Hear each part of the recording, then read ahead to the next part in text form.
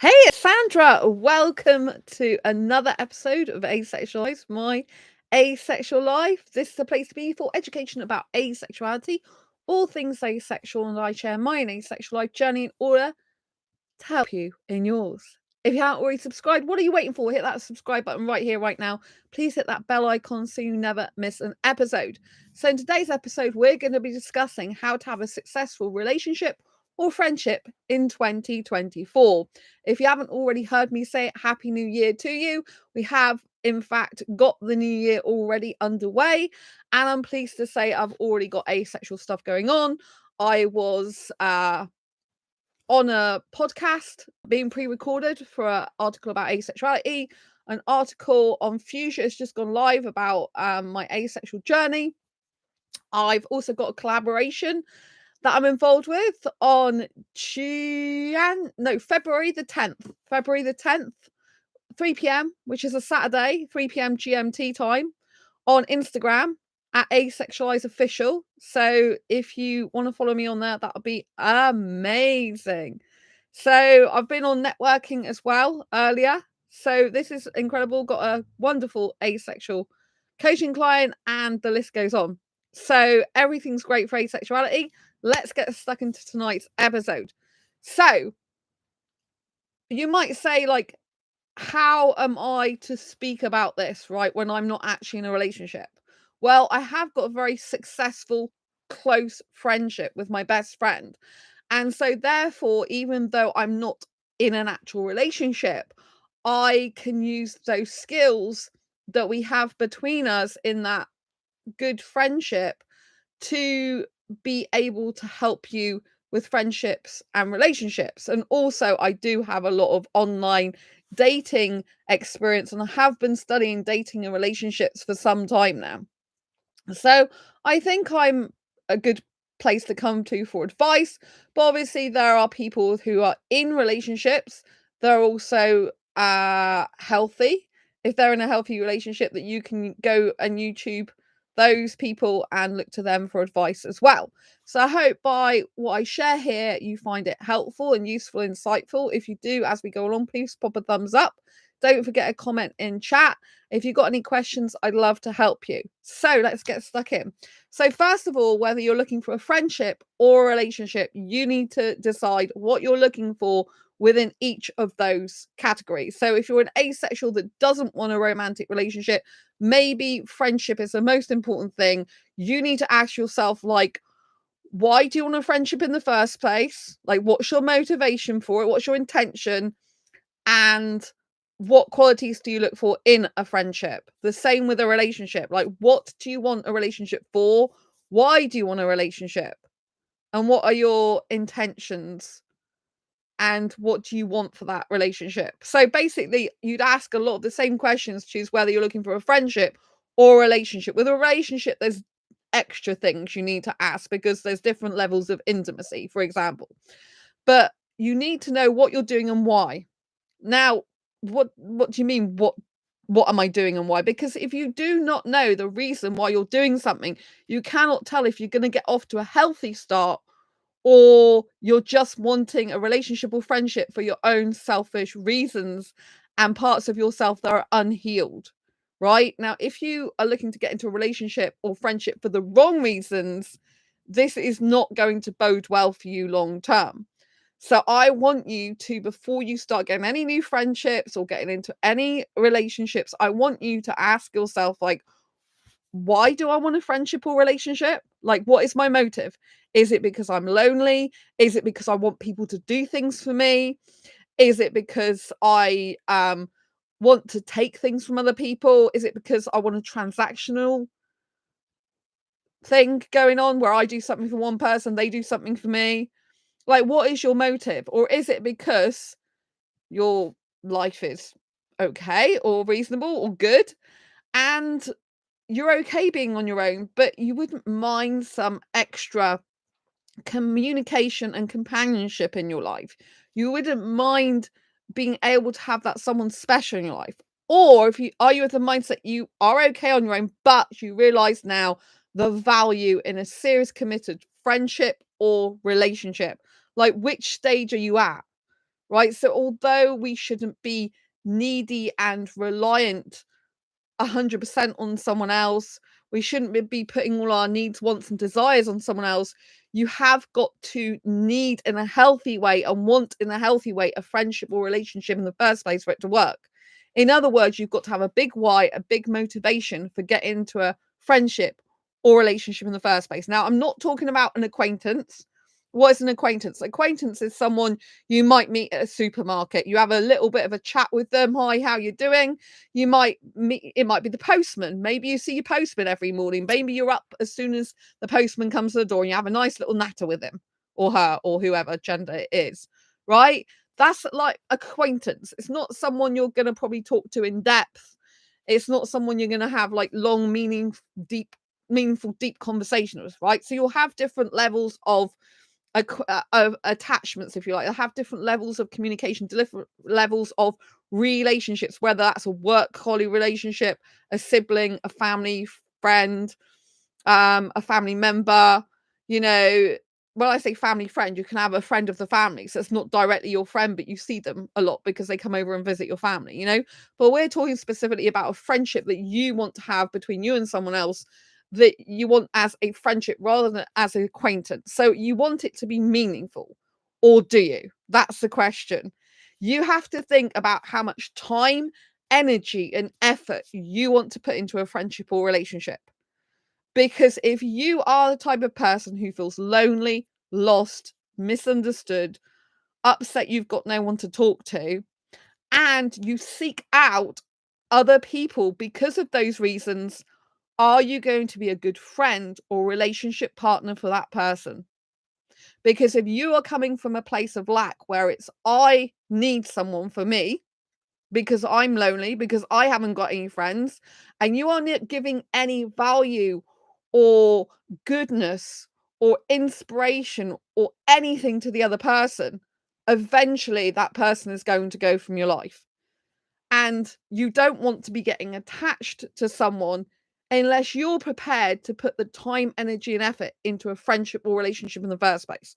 Yes, people, it takes time, energy, and effort to have a healthy, quality friendship or relationship.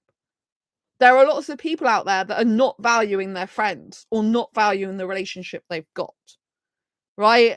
And they become complacent. And they'll say, I don't have any friends. And the few friends that actually they do have, or the people that they do care about, are right in front of their nose. And they are dismissive of them, avoidant of them, not paying them attention, not prioritizing, and they're after the next big shiny object, whether that's a new friend, a new relationship. This is how the world has gone a lot lately. Doesn't mean to say you're like that or have to be like that, but we have to understand we're living in the 21st century, which is swipe culture, right? This is your dopamine hit, on and on and on again, right?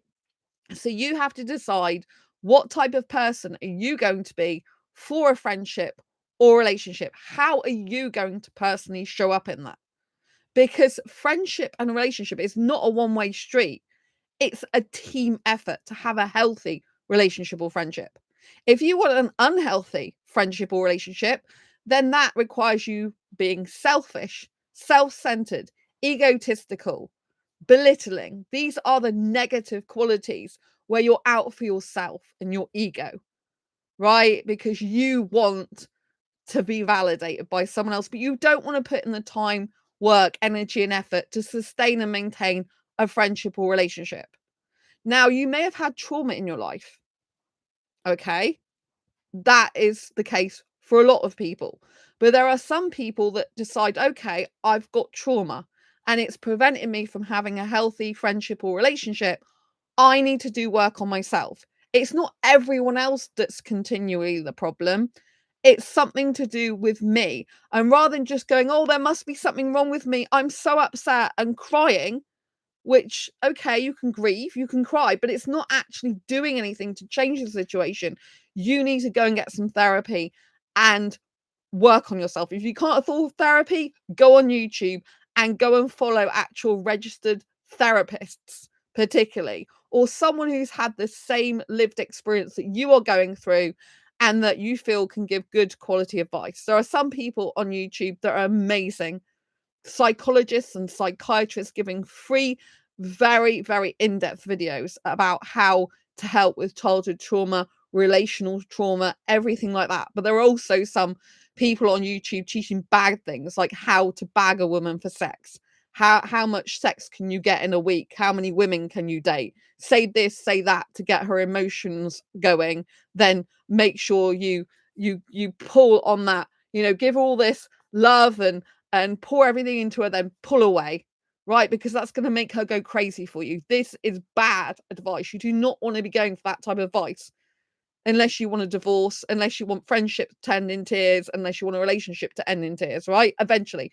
Maybe the person for a while will be a people pleaser to you. Maybe you'll get what you want in belittling or manipulating or controlling them for your own personal desires and means, but eventually they'll walk away. So if you want to avoid having a negative, bad, unhealthy relationship or friendship, then please heed my words. You don't have to, but I'm asking you, please consider them, because I have been in situations which are bad in the past, which are abusive in the past, right? And I've had to, in the last year, I had 3 people leave my life who were meant to be my friends. But do you know something? They did me a huge favor, because if they can't be a quality friend to me and they're not putting as much time, energy, and effort into wanting to spend time with me as I did with them, then it's good that they've left my life, because my standard and their standard for a healthy, committed relationship is not the same. And it's not healthy and acceptable for people to be at such different levels, where one is wanting to see the person, spend time with them, put time, energy, and effort. The other one really doesn't want to be there. That's not a healthy thing to do. There's also a friend who I've had for a number of years online, who I've met in person, that I actually let go at the very end of last year before Christmas, because they were not communicating with me unless I got in touch with them. They were never messaging me unless I messaged them first. And they didn't show up for some calls that I prearranged them, and had just decided to do something else without even telling me. And this went on a number of times. So in the end, I decided to let them go. I said, I do not want to have a one-way friendship. And they said they understood, because they've had that happen to themselves. You see, and this is what some people do. They will go around saying to people, I'm the victim. I've been neglected. People don't want to talk to me. People stop messaging me. People don't interact with me. And then they will do that to other people. So please do not be one of these people, because I've known a number of them in life, and they'll go in groups and say, I'm lonely. I've got no friends. Like, I really want friends. I really want to be with people. And then they push away the people that genuinely cared about them, that were good quality people for them. Right? So don't be one of those people. If you are not good enough quality to be with someone yet, then make yourself good enough quality. Don't sit there saying you can't do anything about your circumstances. You're the only person in the world that can do something about your circumstances. No one else is you. No one else is in your shoes. No one else is in your body. No one else is in your feet. No one else is in your arms. No one else is in your mouth, in your brain. It's you, right? And it doesn't mean to say that you're not going to have difficulties and that external factors can't influence you, because of course they can. But if you're just sitting there every single day of your life saying, I can't do anything, I can't do anything, can't do anything about my circumstances, well, you know what I mean? You're going to lose people if that's your attitude, that you can't do anything, right? How does that appeal to anyone? I'm not doing anything with my life. I can't do anything. I can't change anything. Of course you can. Do you know something? If you do not make change happen for you, change will plonk itself on your lap, whether you like it or not. And then you'll be in emotional turmoil and difficulty and have to change yourself, because circumstances will force you to change whether you like it or not. So whether you like change or you don't like change, and I'm inherently a person that hasn't liked change in the past because I've got an anxiety condition, then you'll have to do something about it. Hello, Jonathan, nice to see you. So please do not think you can't change yourself and can't do anything. I've got an autistic friend as well, and they have changed their life. It takes longer, it's bit by bit, but they have completely changed their life a lot of ways. They're still autistic, right? But they have been able to manage their life, their emotions, and their well-being, their mindset a lot better over the last year's incredible transformation. They do listen to what I say, though. They watch my channel, they listen to my videos, They listen to me speak, even as a friend to them as well, and they say I've completely changed their life because they listen to what I say and they put it into action. Whereas a lot of people that watch this channel, including I know a lot of people that are exes, either exes I've dated, exes I've been romantically interested in, stuff like that. They watch this channel, but they don't put any of it into action, usually, as far as I know. So I would urge you, if you watch this channel, don't just listen to what I say, take action on it. Because unless you take action, nothing happens. Now, some people are spiritual and they believe everything just manifests itself. Manifestation is only a result of action taking, right? Because if you want something in your life, but you don't take any action towards that thing, it's not usually going to happen. Because what happens with the law of attraction is when you take action, there's energy that builds around that action, momentum builds around it, so that it thrusts and propels you forward to do more and better things in your life. But you have to go on that train track, if you like. You have to become that train that starts its engine up, that stokes it up, that puts different things into the engine, right? And that then gets going a little bit, and then you get more going and more going and more going and more going. And this is about the self development journey and the personal professional development journey, right? If you need to improve yourself, which we all do, including me, I'm always trying to improve myself, then you need to be putting different things into your engine, into your mind, into what you read, into your body, right? In order to get a different result. So when you are going to think about friendship or relationship, make it intentional. Decide why you want a friendship in the first place, or a relationship, and what qualities you look for in that friendship or relationship, what expectations you have in that friendship or relationship, and how you are going to personally bring value to another person in that relationship, right? Because a relationship or friendship shouldn't all be one-sided. It's meant to be a team, right? You cannot be working as a team if you're the only player playing. Did you hear what I said? You can't be working as a team if you're the only player playing, or you're the only player mostly playing. Is that how you win in the game of life? No. Is that how you win in a board game? No. If you just play with yourself and but you're meant to be playing someone else, it's not really a proper game, is it? You know what I'm saying? So you have to be making sure you know what you want, why you want it, and be intentional about it. And think, what are you going to bring to the table? If you are a type of person that cannot maintain and sustain time, energy, and effort with a person, then you have to work on that. Because why should someone be your friend if that's all you're going to offer them is breadcrumbs? Is a measly, well, I'll talk to you once a week if I feel like it and I'm in the mood. That's not how life works. That's not how serious, healthy, committed friendship or relationships work, right? You should be of the thinking and mindset and personality that you know that it's going to be work that needs to be done, right? But most of the people in the world don't think about relationships or friendship as work. They think about working in a career. They think about working at a hobby and getting better at it.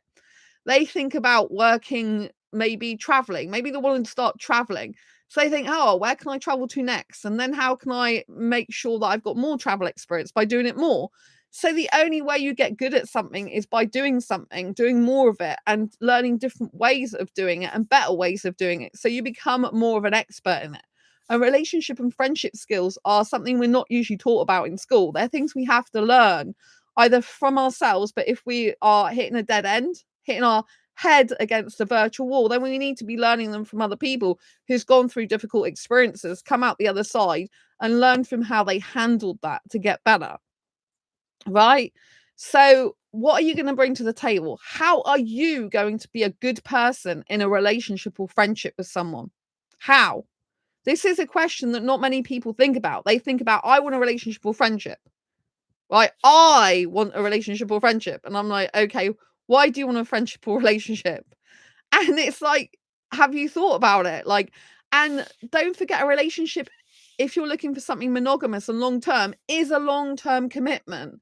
So you have to think, how am I going to maintain and sustain a relationship or friendship over the long term? What am I going to need to do to change myself because a lot of people need to change themselves in order to be a better friend or better person in a relationship with someone. How, if like, it's no good if you're a person who shuts down when there's a conflict, right? If you're a person that shuts down when there's a conflict, you've got to work on conflict resolution stuff. You can work on it with the person if they're safe, if they're healthy themselves, or you can work on it with a therapist. You can learn about conflict resolution.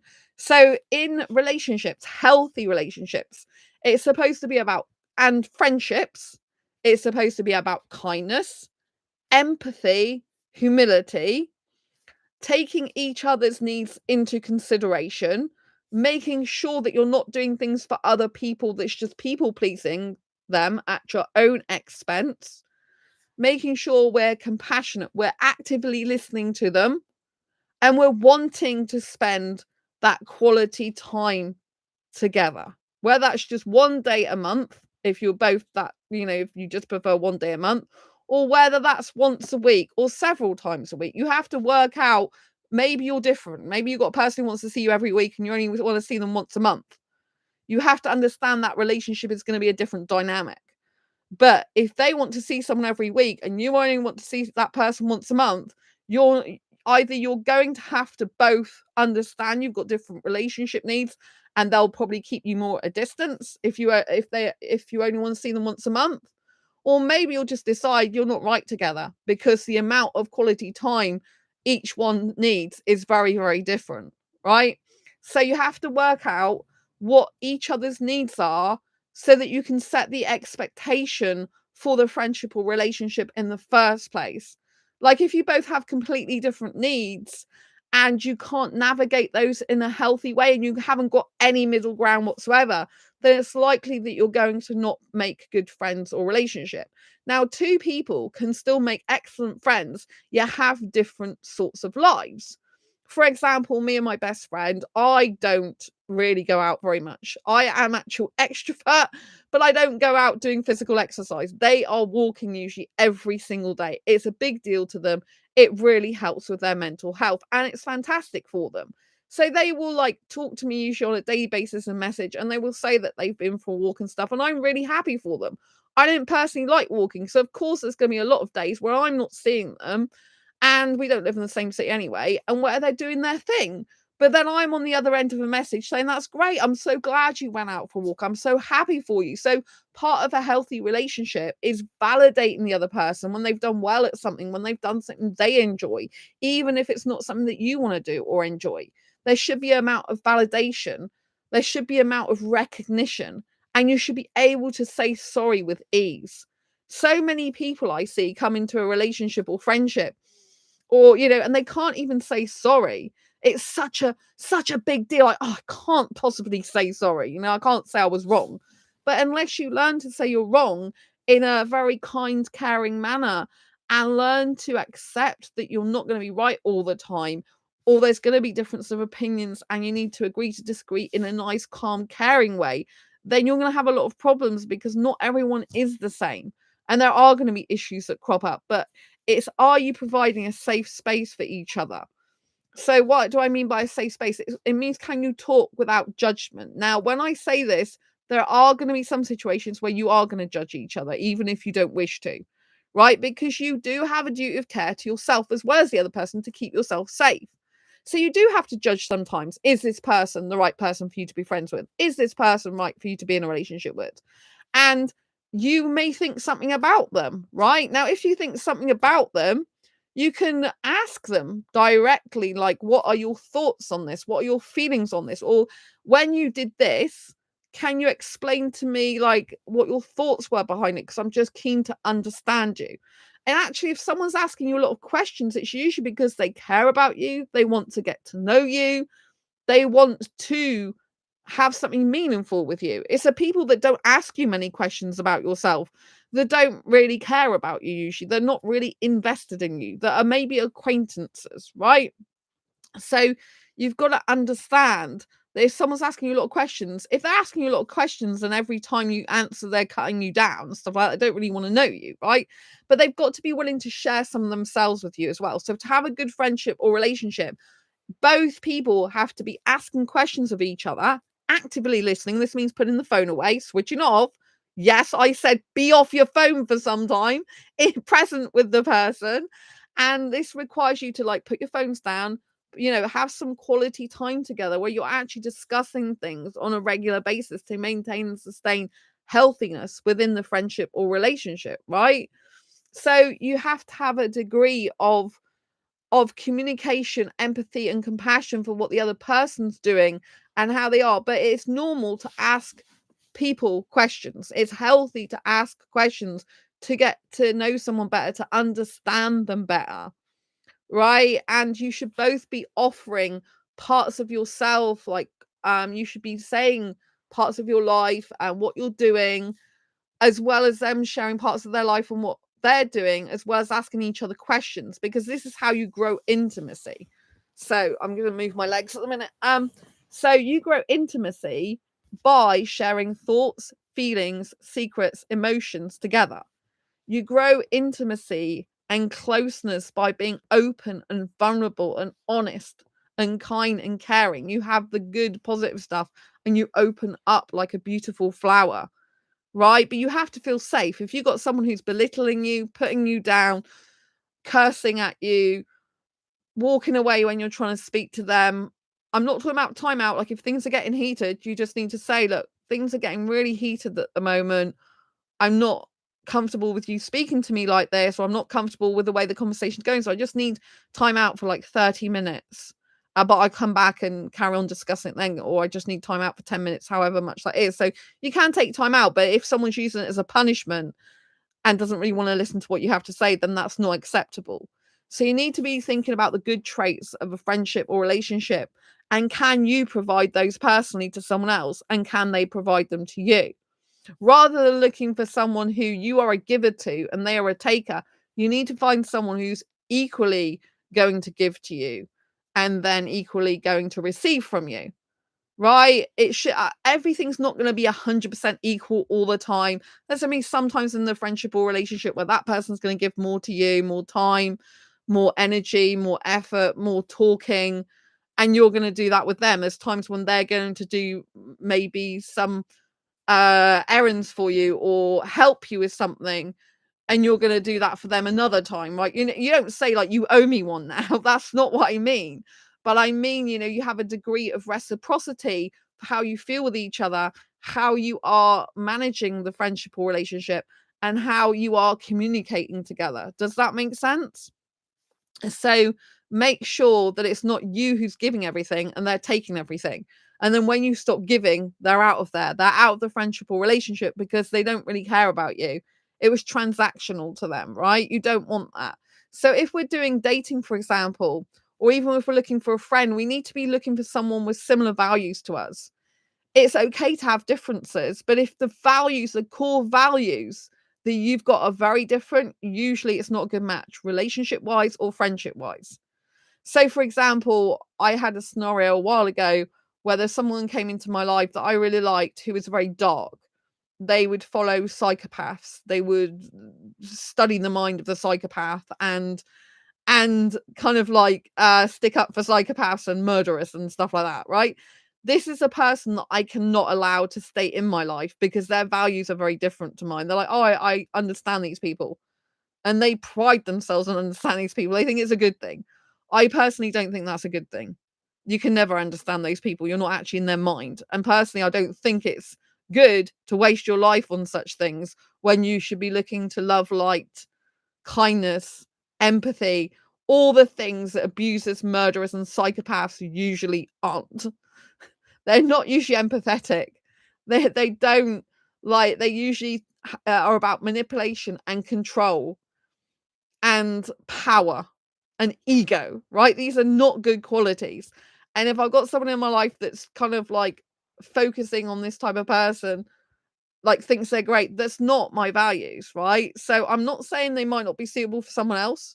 I don't personally think it's a healthy person, right? But they're not right for me, certainly, because I'm all about love and light and happiness, and transformed myself from darkness years ago, not the darkness where I'm after psychopaths, because I'm really not interested in that, although I've had psychopaths in my life before.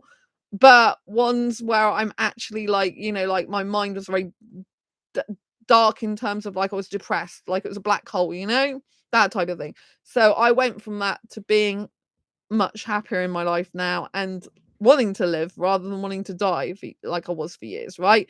So I do not want someone in my life that's going to put me back in that situation, but worse. You know what I mean? So if my values are that I value honesty, kindness, caringness, compassion, empathy, love, light, it's the opposite to psychopaths, murderers, abusers. They're completely different values, right? And I did not want to waste my time, life, energy, and effort being around someone whose values are they value a murderer, psychopaths, and stuff like that. It's just not what I'm interested in, right? It's not what I want to pursue, and I don't want someone like that corrupting my mind or putting dark influences in my life. That's not what I'm here to do. I'm here to live my life, be happy. I can't do anything about that person. If that's what they believe is great for their mind and they think they like it and they think that it's some sort of like very good thing that they're able to do this, right? Then that's up to them, right? But they could spend all that time actually studying the opposite and what makes a person a good person, what makes a person empathetic, kind, and caring, what makes a person like have empathy for other people, what makes a person feel good about themselves, what makes a person feel happy in their life. They could be studying the opposite and they could have a much better, happier life. But when you are surrounding yourself with dark thoughts, you're looking at dark people, you're following a darkness, you're going to end up dark yourself and end up spiraling and keep controlling yourself in a dark way and literally manipulating your own mind and conditioning your own mind to be that way yourself. I wish that person the best. I really wish they would change to do the opposite because I see so much potential in them. But another thing to bear in mind with relationships and friendships, a really huge thing is do not get involved with someone based on potential. And if you do, which can happen a lot, make sure that if it's not going the way you need it to for your own health and well-being, you leave that friendship or relationship. You can do it politely. You can say, I just can't be doing this anymore, which is, like there was like a friend I let go, like I said, just before Christmas. They aren't a particularly dark person. They're not really a bad person as such, because but the fact that they haven't shown me the friendship respect that I deserve, the fact that it's became one-sided was something that I'm not prepared to put up with anymore. I put up with that for a long time, but why should you? Why should you be friends with someone for years where you're the one messaging, you're the one trying to video call them, you're the one trying to do stuff? It's not an equal friendship, is it? It's not going to do you any good. It's basically going to make you a commodity in their life that they can just do that with you, right? You're not appreciated or valued to the level you should be. So we have to leave these friendships or relationships that are no good for us, right? If you've got a person that that isn't a horrible person, you can just leave amicably and say, look, this is what I require in a friendship or relationship.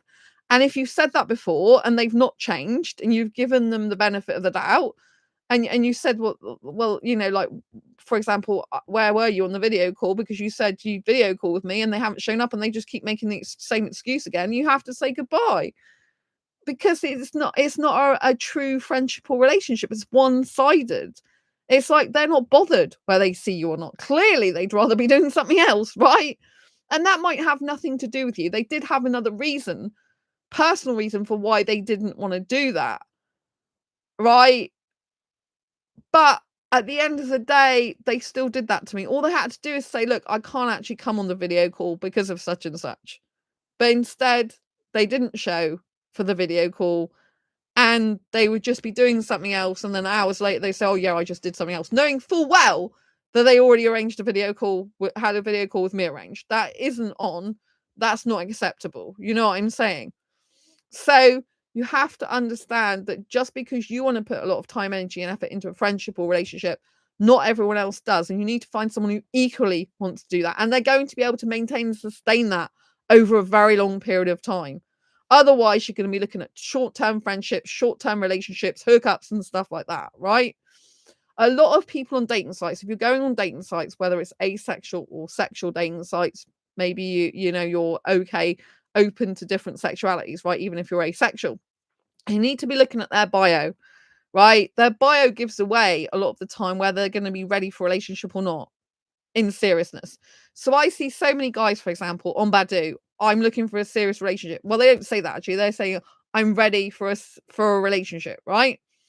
And they haven't put anything in their bio or very little. And I'm like, you're clearly not ready for a relationship. A relationship requires you to know what you want, why you want it. This is a healthy relationship I'm talking about, serious healthy relationship, and be able to open up and share some things about yourself. Share what you're looking for, share what your wants are, share what your needs are, share what's going on in your life that you're happy with. If you are a person who says they're ready for a relationship, yet writes nothing in their bio, do you think that person's really ready for a relationship? No, they're not ready for a relationship because they're not open. They're not open to talking about stuff. I actually had someone I met through a dating group, an Asian dating group, actually. Asian men and Western women, it's called. It's a UK group, right? They only just recently let me in the group, even though I applied for it ages ago. I forgot I even applied for it.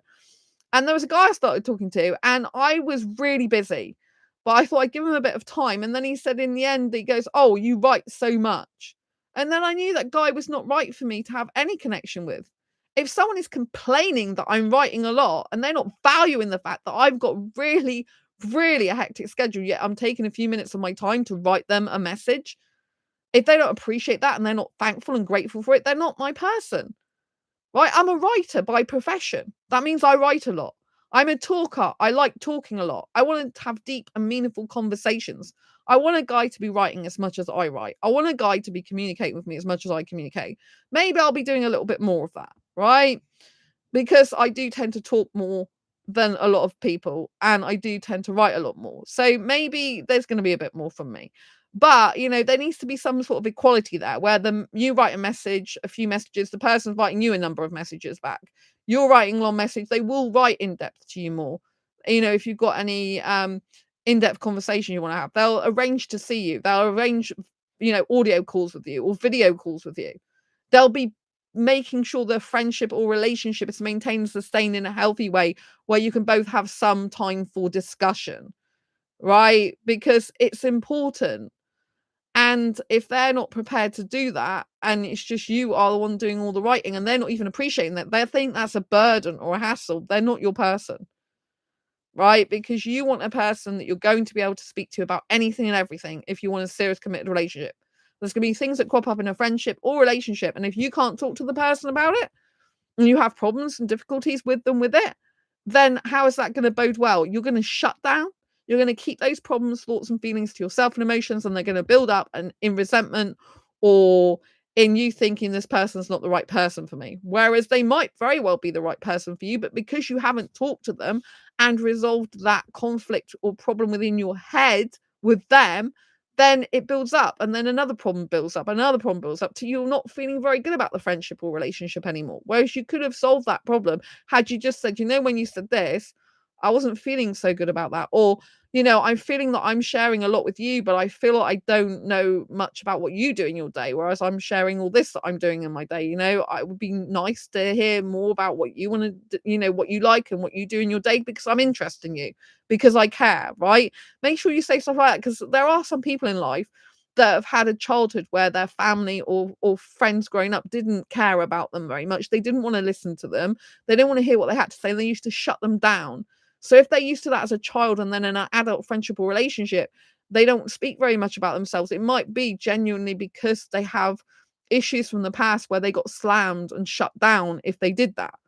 But equally, that can happen in adult relationships or friendship. Like the fact that this guy said to me, "Oh, you write a lot," I knew it meant he didn't like me writing a lot to him. So I said, "Well, clearly it's good we found out sooner rather than later that we're not suitable." And he's like, "Yeah, I don't like people writing me an essay," and blocked me on Messenger, and then I just blocked him on Facebook. It's like, at the end of the day, if you do not appreciate the fact that I'm writing quite long messages to you, so that you can get to know me better and I can get to know you better, then clearly you're not the right person for me. And it's good that you've left my life. These days, because I'm so busy, I do not want to be just chatting to anyone, everyone. And I think this is very important, because what people forget in friendships and relationships is they only have a certain amount of energy in their being and life, right? If you are a person, especially if you're introverted, you have less energy usually when you're around people than others do, right? And everyone doesn't have an infinite amount of energy that you can use to have like conversations with 20 people ongoing every single day. So if you're a person that, oh, I need to get a lot of friends, I like to have a lot of friends, how is that going to work in practice? What quality of friendship are you going to actually have with them? Are you going to have a close friendship or what? Or are they going to be more acquaintances? Because you can't fit everything into your day, right? If you're trying to fit 20 people into your day, like, how are you going to have time to work, to sleep, to be with yourself, for self-reflection? How are you going to be able to self-care, right? So it's actually better in general to have less close friends so that you can spend quality time with them. If you don't like spending quality time with someone and you're not into like investing in a friendship or relationship, I would say that you've got work to do, because you probably have a fear of intimacy if you don't have any friends whatsoever, or you're picking the wrong friends. If you don't have any friends whatsoever, it could be just you're choosing the wrong friends, just that you have got some traits yourself that you need to work on. You've got some traumas that you need to heal first, right? But you have to assess, like, how did you treat your previous friends? Did you treat them with respect? Were you kind and caring towards them? Did you maintain and sustain the friendship as much as they did? Or were they really trying to speak to you more, trying to communicate with you more? If there's communication issues there, then they need to be worked on with a therapist, ideally, right? So, what do you want? Why do you want it?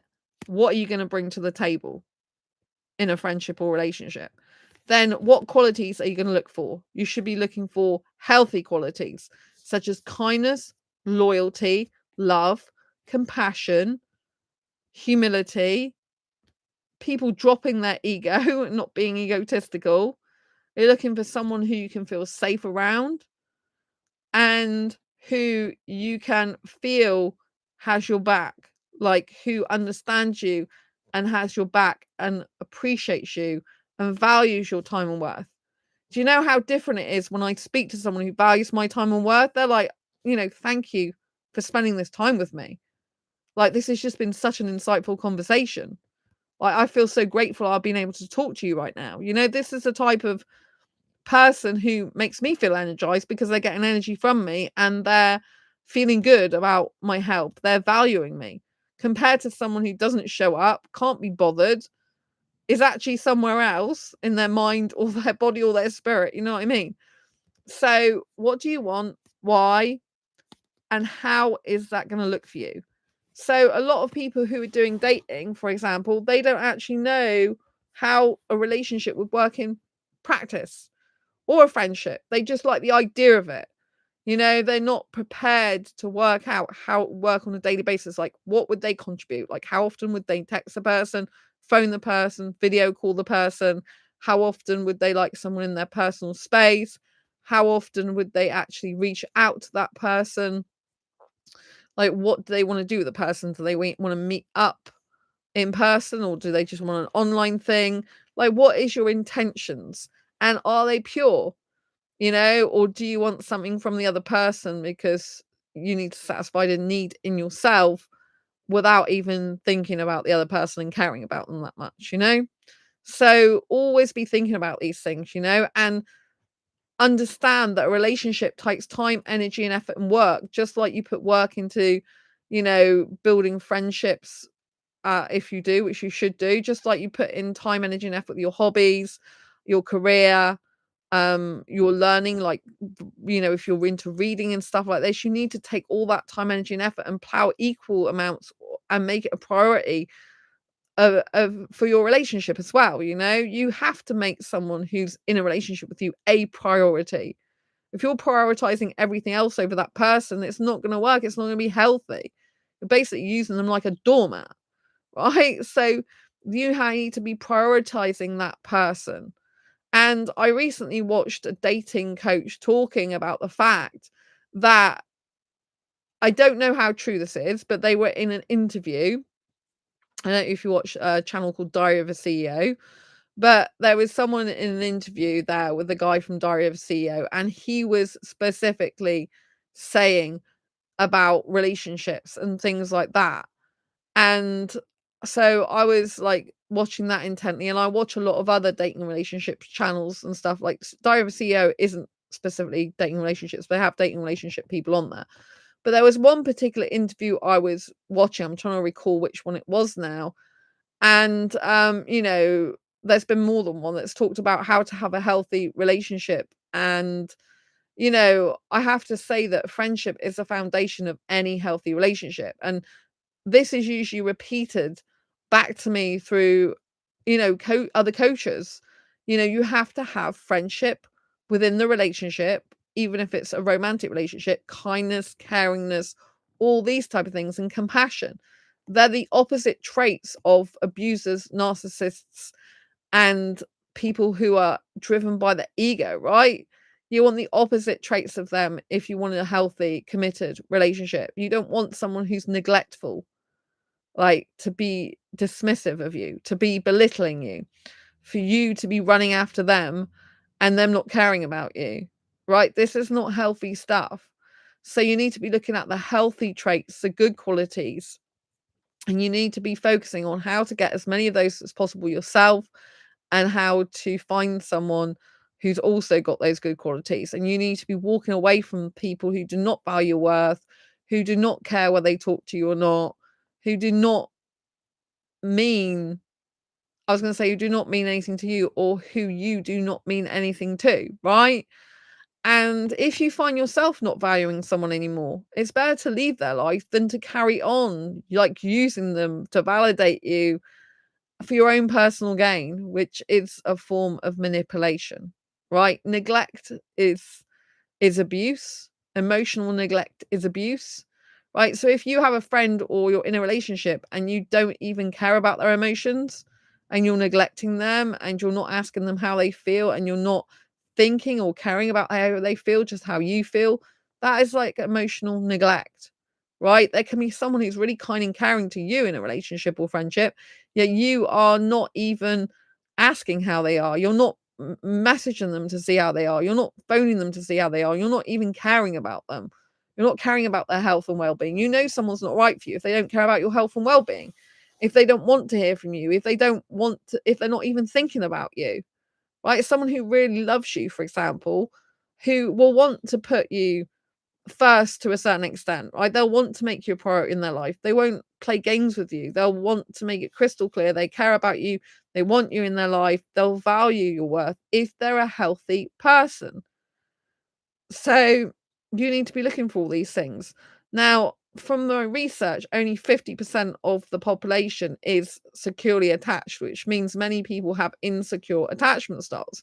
What is an insecure attachment style? It's the way you attach to your caregivers, which could be your parents, or it could be aunt and uncle, whoever looked after you as a child, could be another sibling. These are how you got attached to that personal people in your childhood.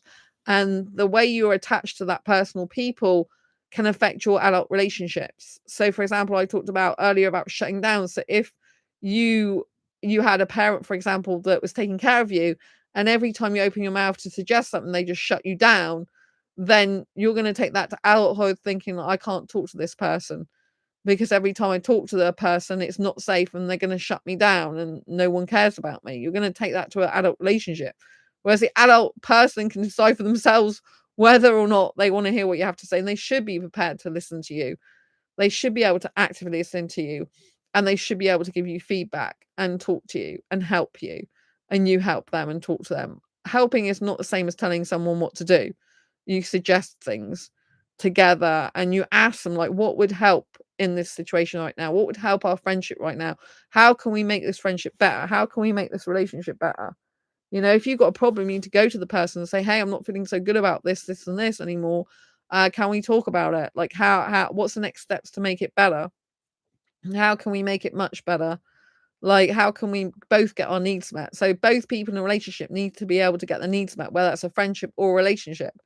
Both people need to be able to get their needs met, because if they don't, that's when neglect can happen. That's when resentment can build up, and that's when it can be emotionally imbalanced and it can end up unhealthy.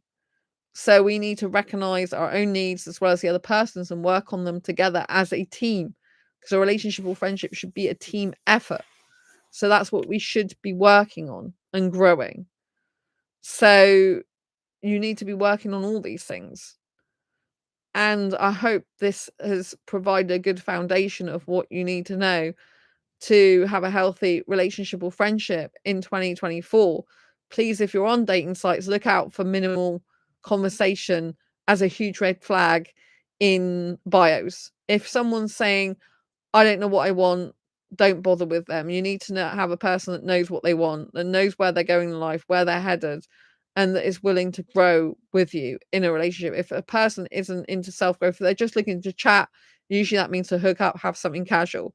If they say they're looking for a relationship, or even worse is they're ready for a relationship, but they don't write anything in their bio, clearly they're not ready for a relationship. They're not being open. They're not giving away anything about themselves. They're being in secret and hiding already, right? If someone says they're happy-go-lucky, they don't want anything serious. If someone doesn't take life too seriously, usually it means they're not going to take relationships or friendships seriously, right? If they don't take themselves seriously, then how can you take them seriously in a relationship or friendship when they're just going to be a joker all the time? You don't need a joker. You need someone who's kind, caring, there for you, committed to you, wanting to spend time with you, wanting to build something great with you. If it's a friendship, then you'll be seeing each other less usually. You won't be discussing things like intimacy needs as much, but you might, even a friendship, you might be like, to the level of like, are you okay with me hugging you? Hello and goodbye. You'll need to discuss that sort of stuff. Some people are touch averse and they don't want to be hugged. In a friendship, they might like a handshake, or they might not even like that. They might like a tap on the shoulder, or they might look like not like anything like that. So you've got to have boundaries in place. You've got to know what the other person's boundaries are. So this is boundaries that are to do with expectations, and also things like rules, if you like, about what helps you to feel safe, like what's acceptable to you, what isn't acceptable in a relationship. For example, I do not like to be completely naked with a guy I'm in a relationship with. I do not want a guy's hands unless I change my mind on this. If I'm in a serious, committed, long-term relationship, you can change your mind, but I'm at a point in my life where I do not want a guy's hands all over my breasts and stuff like that. Like, you know what I mean? At the moment, I'm thinking I don't like that at all, right? That's my boundary. And so I would state that to the guy, even in a relationship, right? So you need to be finding out what's your personal boundaries, right? If you are into BDSM stuff, which I really hate, but there are people that like that. I've got a friend who does like that. You need to, again, have a safe word. And you also need to say what are the boundaries of that. Like, what sort of like BDSM stuff are you into and not into? Because they might be into a lot more heavier stuff than you are. You might just be into like spanking or being tied up at certain times, whereas they might be into full like collar, dragging you across the floor, spanking you, or whatever they do, right? I don't personally like that. I think it's very abusive, but there are people that like BDSM stuff, right? And that includes asexuals without the sex, So often, as far as I know, without the sex. So, be mindful to make sure that you're heard and that your values are heard, and find out if you are going to be compatible, right? If you're not going to be compatible, it's best to just move on, right? I get guys on Facebook dating, for example, who say to me like, "Oh, well, okay, we're not suitable. I agree with you, but let's still be friends." And I'm like, I'm here to find my soulmate. I'm not here to just chat. Like, and that I'm serious about that. And so I part ways from them because, like I said, everyone's only got a limited amount of energy. And if I spend a lot of time, energy, effort talking to multiple guys online as friends who clearly like me more than a friend, then I'm not going to have the time for my soulmate when they show up.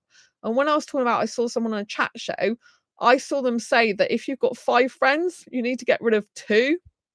In 5 close friends, you need to get rid of 2 in order to have a relationship, because of the amount of time, energy, and effort it takes to have a relationship.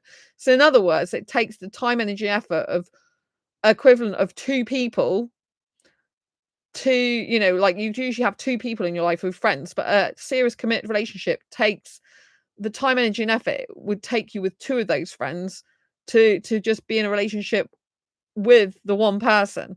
So in other words, have three friends and then your romantic or whatever type of relationship, right? So if you have five friends, then they're saying that you won't really be able to have time, energy, and effort for a serious committed relationship as well. So they're saying from their advice that you need to have only three friends that are close to you if you've got a serious committed relationship.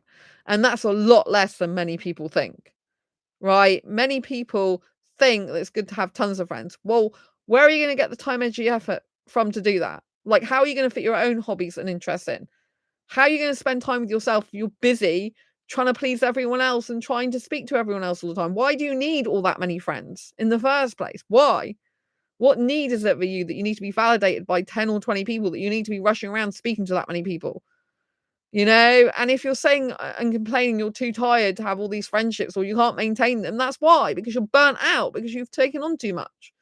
So, don't be friends with everyone and anyone. Be selective and choosy who you're close friends with.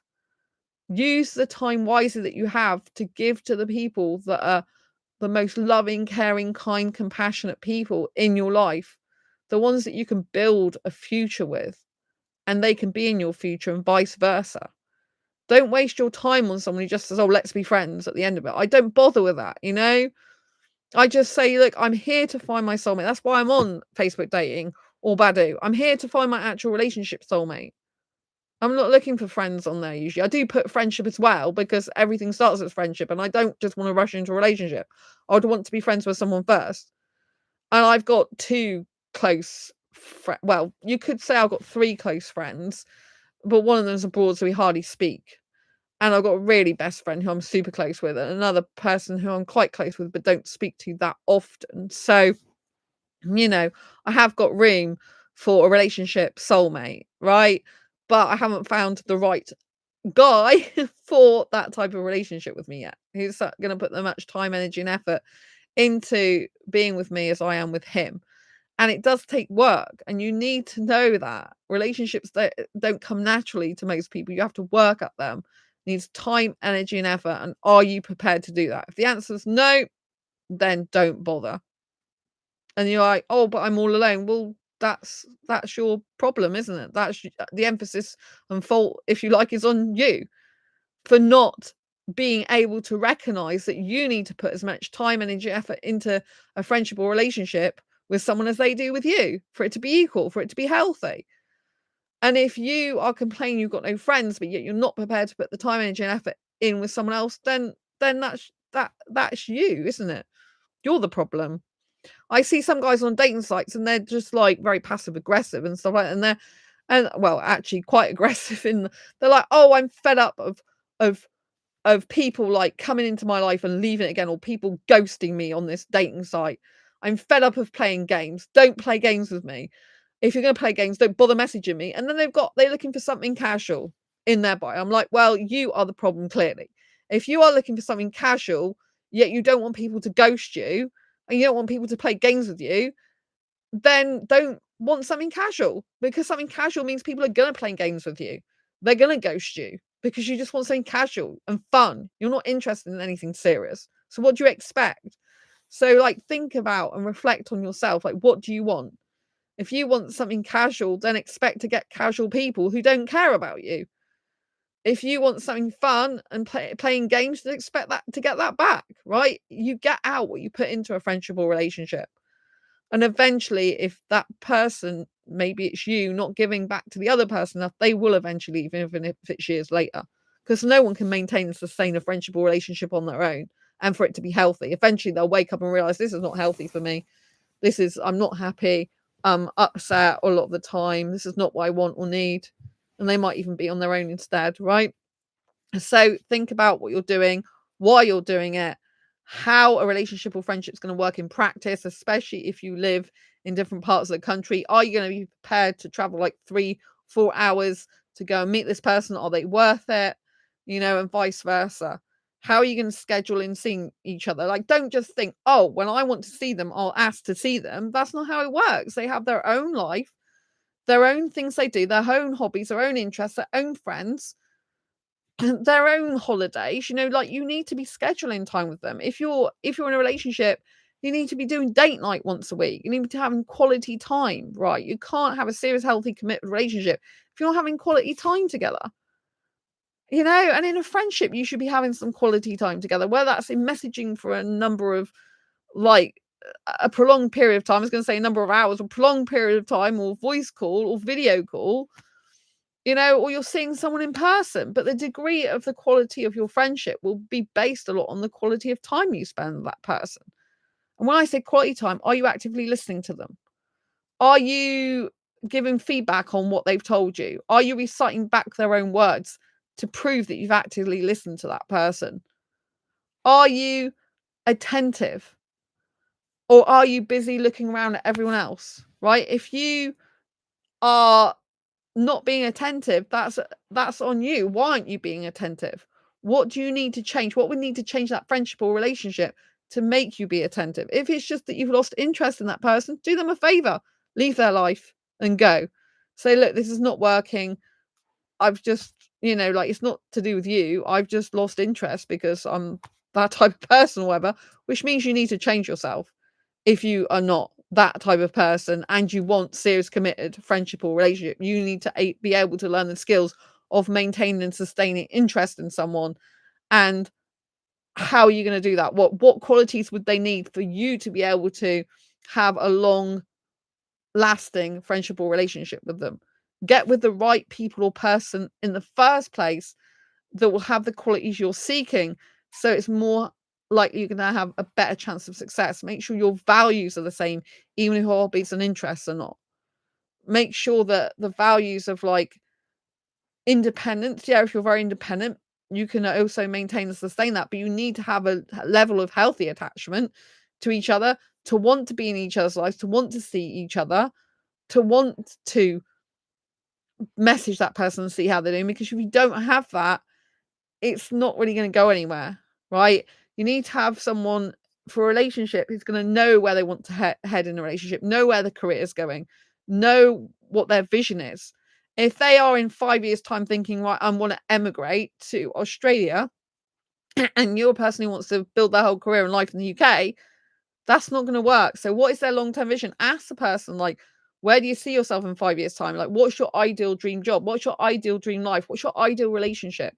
Talk me through how that relationship would work in practice. If they can't even do that, or talk me how that friendship would work through in practice. If it's a relationship, you usually ask more in-depth questions like this. If it's a friendship, like, you could say, okay, sure. So what does friendship mean to you? What qualities do you look for in a friendship? What expectations do you have in a friendship? How often do you like communication in a friendship? It's no good if I have someone come in life and I want to be spontaneous. I have had a friend who's spontaneous. Usually there was actual patterns to her spontaneity, which meant it wasn't so spontaneous to me because I knew what was going on. I could see it. I could see what was happening. Like, it used to be usually a Friday at a certain time every so often. So I was kind of always prepared for it a bit. But if you're the type of person like me who has to schedule everything in to get all the podcast interviews I do done, vlogging, blogging, being on this channel, writing books and everything like that, if you've got a hectic schedule, it's no good if someone just comes into life and goes, I want spontaneity. Like, I'll just text you when I'm in the area, or I'll just message you if I want to see you in an hour. That's going to mess up your whole day or career or time. It's not valuing your time. It's not valuing your worth. It's not valuing you as a person, because if scheduling is important to you, making quality time is important to you, having boundaries between when you can and can't see each other, like as in the person can't just show up an hour later whenever they feel like it, if this isn't good between you, then it's doomed to not work. It's doomed to fail from the start, if you like, or it's doomed to be a life lesson of don't do that again. Right, whichever way you look at it, if you believe in failure or life lessons, or both. So I hope this has been useful, helpful, insightful. Excuse me. If it has, give it a thumbs up. Don't forget to pop your comments down below. Love to know what you think. Got any comments, queries, or questions? Ask them in the chat below. If you want me to do another video on anything I've covered here, just pop it in chat subscribe and hit the bell icon so you never miss an episode. Bye.